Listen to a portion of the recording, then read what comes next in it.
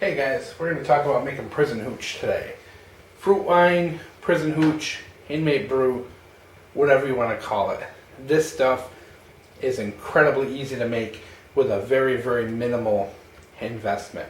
Now I got to give a little bit of a warning at first because I'm sure there's a couple brew snobs who are subscribers who are going to just have a temper tantrum over this.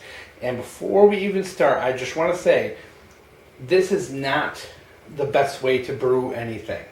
This is not the safest way to brew anything. This is the cheapest way to brew something.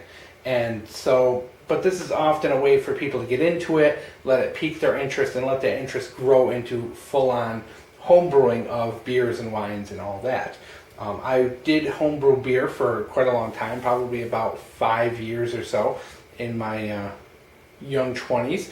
I did it quite often, and this is something I kind of messed around with back in the day, and just kind of out of boredom I decided to pick it up again, pick up an old skill and resurrect it and start doing it again. And I'm not going to give you the recipe in this video. I'm going to save the recipe for another video. I just wanted to show you this really, really super easy setup that you can do. Now, number one, you can brew inside of plastic. Is it the best way to do it? No.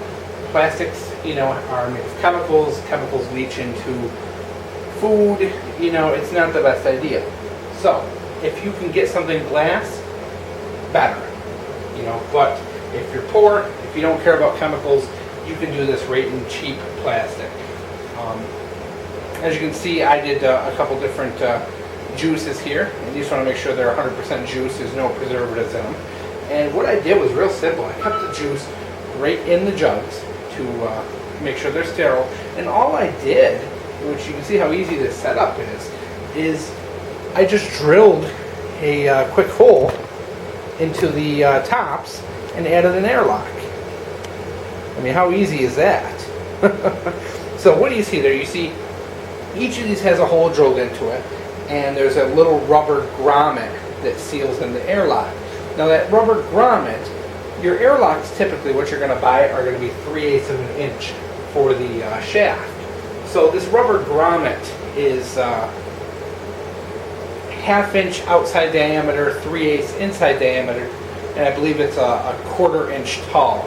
And I have a couple different heights because I bought a whole bunch of these little grommets, and some of them are going to go into food grade buckets to turn into fermenters. Some of them are going to be used on these little caps here, and some are going to be used on the top of mason jars to make little food fermenters for lacto fermenting.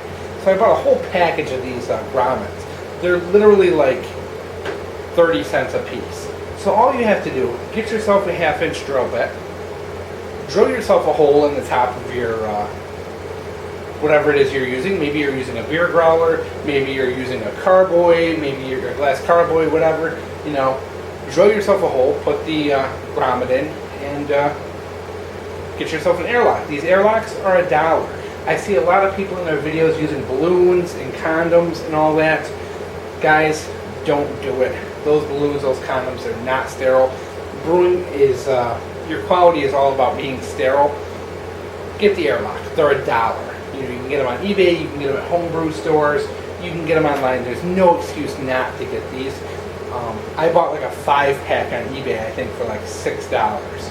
They're really completely and totally simple. All you need is the 1/2 inch drill bit, and the only thing is, it is kind of difficult, these rubber grommets. You may have to put a little bit of oil on the airlocks to get them in, but it's that simple, guys.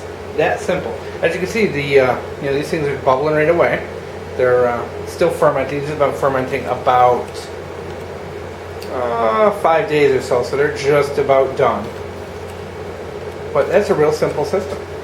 Cheap, easy, and you see a lot of guys out there who go and they do this, and they they try and be cheap about it, but then they go out and they buy condoms or they buy balloons. You're going to risk losing batches over using that balloon. I know maybe you can go to the dollar store and buy a bunch of balloons, but what fungus and bacteria is in them is possibly going to ruin your batch. These airlocks, you know, you're talking 30 cents for a grommet, $1 for an airlock. You can sanitize them and use them almost indefinitely. For $1.30, you can turn any jug of juice into a fermenter.